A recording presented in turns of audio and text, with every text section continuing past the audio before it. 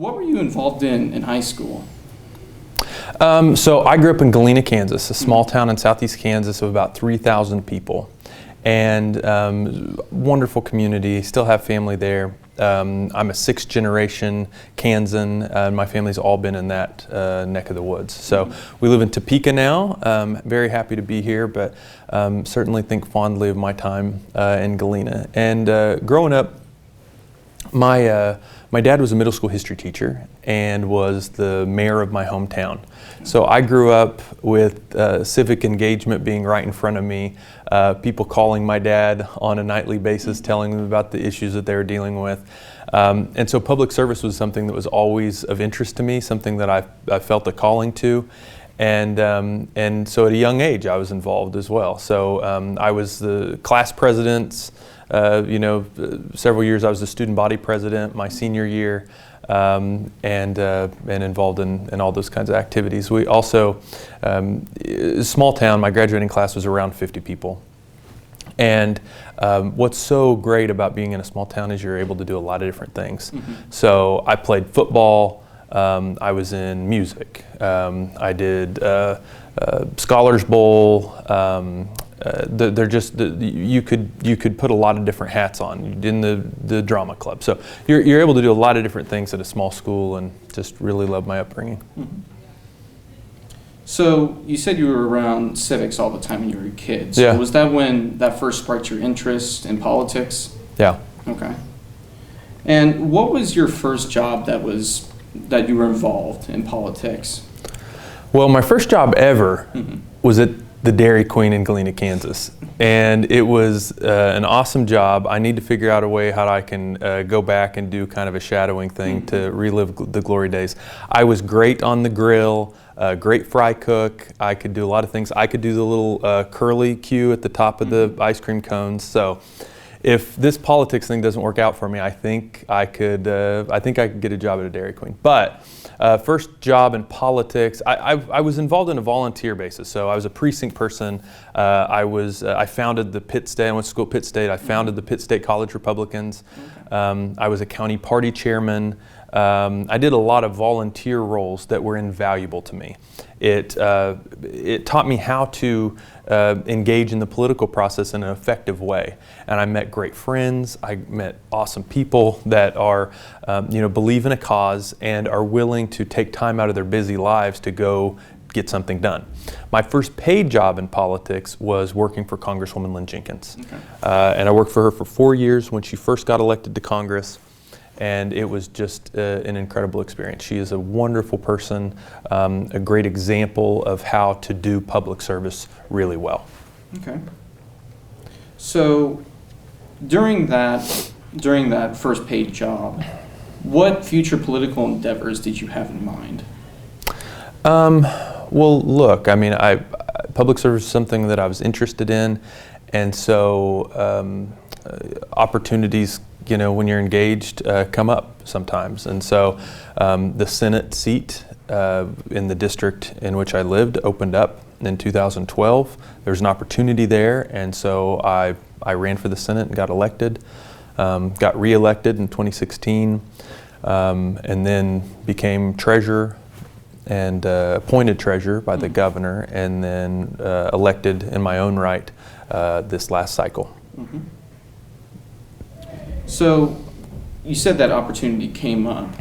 What motivated you to run for that state Senate seat? Well, listen, I think that it was the example that I grew up with, that you should, and it doesn't have to be an elective office, but you should try to be involved in your church, in your community, in charitable organizations, whatever the case may be. You want to try to leave the campground better than you found it. And so to me, that's what politics was about. I mean, it's what it is about to me. Having a core set of beliefs and serving. It's not without sacrifice, but it's well worth it to be able to make a difference in your community, your state, your country, whatever the case may be. So how old were you when you were elected to the state Senate seat? I was 24. 24. Yeah. Did you feel intimidated at all being so young and a freshman senator where you almost feel outnumbered almost by older people? Yeah. You know, 24 is an extremely young age, it seems like, to have such a high office. Well, it's a little different, right? Because you're sitting around a table with people, and almost everyone was my dad's age or my grandparents' age, Mm-hmm. and so you have to get up a little earlier. You have to work a little harder, study a little more, to make sure that you know what you're doing. And you also, for me, what always enabled me to sit at the table and feel like I had every bit as much right to have an opinion and to say what I think. What gave me the power to do that were the people that sent me here, right? So I didn't think of it as much about myself and saying, spouting off what Jake LaTurner wants to have happen, but I thought, for me, at the time in the Senate, it was about 75,000 people that I represented in the 13th Senate District. And I thought, by God, these people have a right to be heard up here. That's what they sent me here to do. And so that helped a lot, sitting at those tables with people that were definitely my senior. So, as a senator, what were your top priorities? What did you want to get done in the state of Kansas? Sure. I really enjoyed my time in the Senate.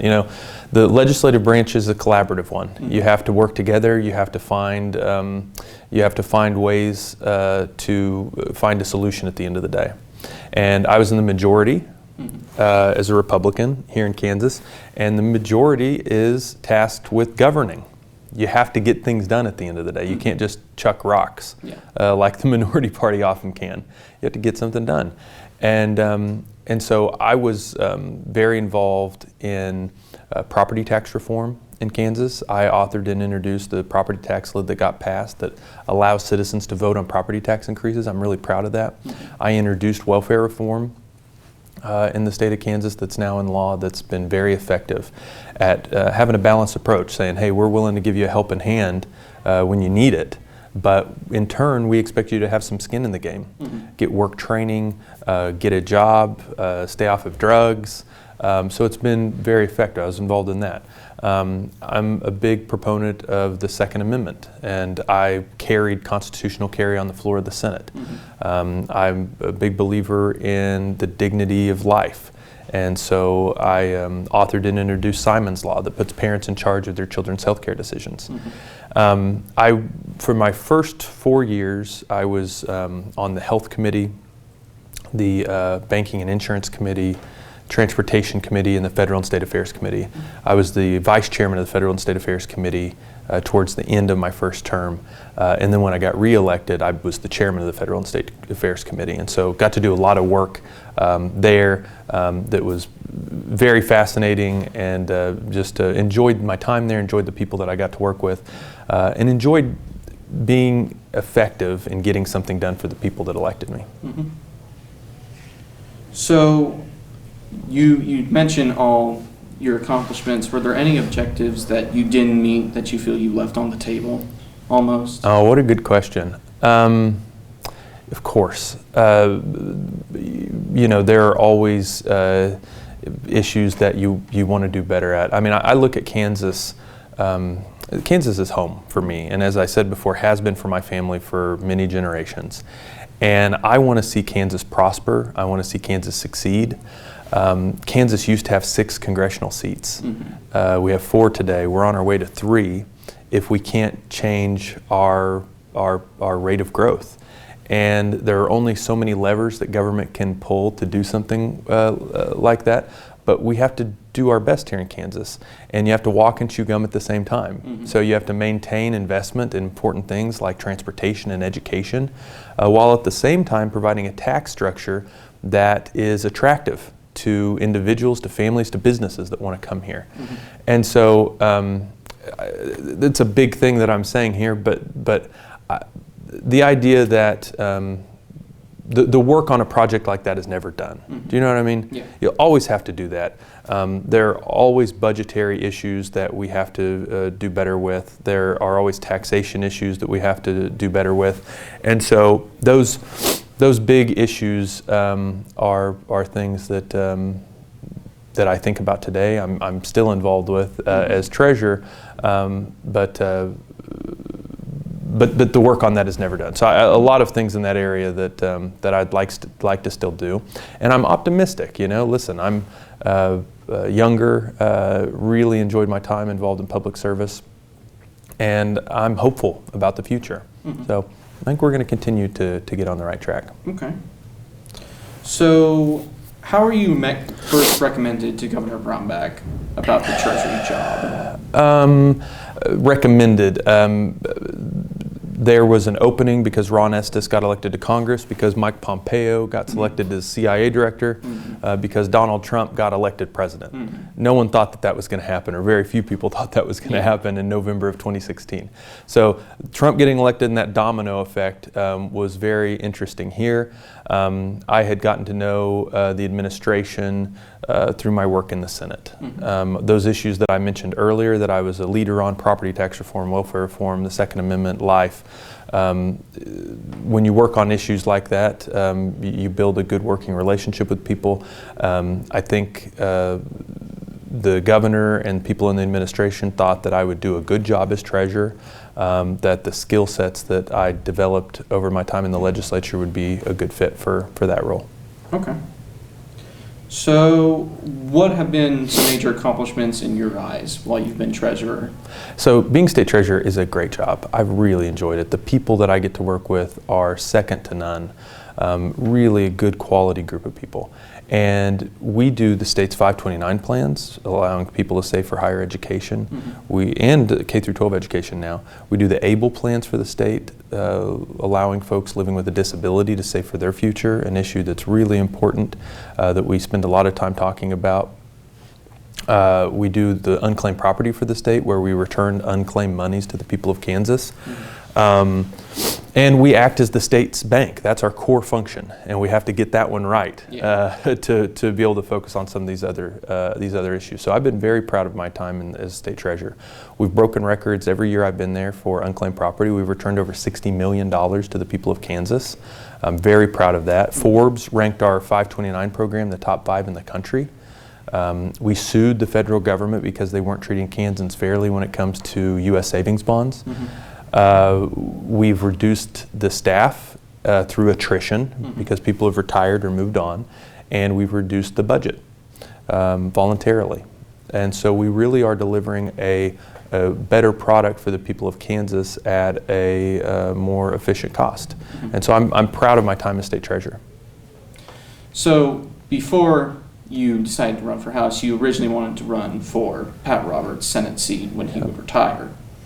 Did you have any thoughts about running for the 2nd District seat before former Governor Collier recommended you to do so? Yeah, I'd been receiving a lot of calls and texts and emails from people throughout the 2nd District asking me to consider that. You know, as I said, I mentioned earlier that I used to work for the previous occupant of the 2nd Congressional District, Lynn Jenkins. Had tremendous respect for her, as I do for our delegation at the federal level. And so challenging an incumbent Republican isn't the rule, it's the exception. And there's a unique set of circumstances in the 2nd Congressional District. I think there's a unique concern that the seat could be turned over to Democrat hands if we maintain the same nominee that we had last election. And so a lot of folks asking me to take a look at that race. It culminated in Governor Collier publicly calling on me to take a look at it. And after a lot of prayer and thought with my wife, we decided that that's the right thing to do. Okay. So what are your core campaign beliefs? Well, we've centered my campaign around the contract with Kansas, and folks can check that out at contractwithkansas.com. We talk about my support for term limits. We have to get those passed at the federal level. We can't fix the problems that we have with the same set of people going there year after year after year. We need to balance the budget without raising taxes, reform our immigration system, pass welfare reform at the federal level, make sure that we have elected representatives that will defend life and the Second Amendment. We need to make sure that Kansas is represented on the Agriculture Committee, And I vow to live and raise my family in Kansas, because I don't think you can represent people well if you don't know them and you don't live among them. Yeah. So what do you believe you can do for Kansas and the country that your opponents can't? Well, listen, Kansas is home to me, and I have a proven track record of what I've said that I will do, I've done. And we've had accomplishments. I've got something done at the end of the day. And I think that that is the kind of representation that people want and the kind of representation that they deserve. I also have a history of winning elections, tough elections against tough, well-funded Democrat opponents. And I think that's also what we need. There's no replacement for winning. You have to win elections, but you want a trusted conservative that has a track record that you can look to so you know where they're going to go in the future. You can trust them to do what they say they're going to do, and they can win elections. I think that's what people want. That's a choice that voters want and a choice that they deserve to have in this race. Okay, so final question. What message do you have to young voters and first-time voters such as some in Topeka High? Well, we need your vote, so vote for us in this upcoming race. You know, I would tell you this, get involved, be involved. The issues that we're dealing with today are going to affect the people that are graduating here and in their senior year, like yourself. It's going to affect you for the rest of your life. We're $23 trillion in debt in this country and growing.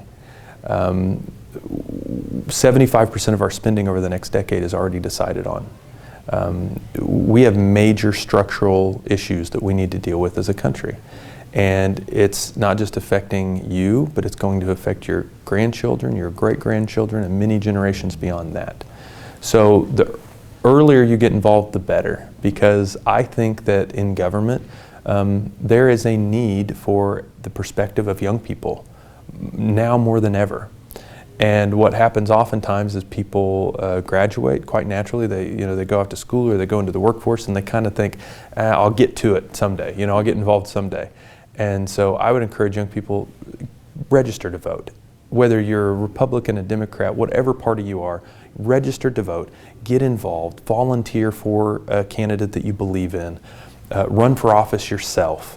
Young people are needed at all levels of government, at school boards and city councils and county commissions and state legislatures and at the federal level as well. So my message is get involved, get excited, you are needed.